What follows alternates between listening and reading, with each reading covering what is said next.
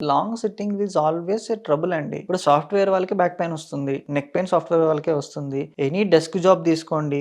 లేదా marketing executives తీసుకోండి. Long driving car అవ్వచ్చు, బైక్ అవ్వచ్చు. Any service related long సిట్టింగ్‌లోనే.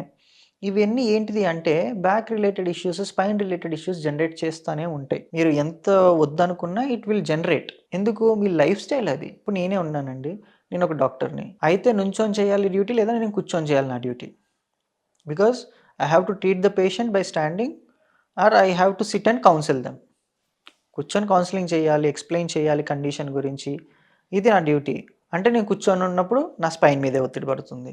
లేదా నుంచొని నేను ట్రీట్మెంట్ చేయాలి. ఏదన్నా ఒక థెరపీ చేయాలి. అప్పుడు నేను నుంచొని చేస్తున్నాను. అప్పుడు నా నీ జాయింట్స్, నా hip joints as well as నా బ్యాక్ పెయిన్. సో, ఇవన్నీ కంపల్సరీ ఉంటాయి. నేననేది ఏంటిదంటే వీటిని అవాయిడ్ ఎలా చేయాలి? ఓకే. వీటిని అవాయిడ్ ఎలా చేయాలి? సెకండ్ థింగ్ వీటి నుంచి మనం ప్రివెంటివ్ మెజర్స్ ఏం తీసుకోవాలి?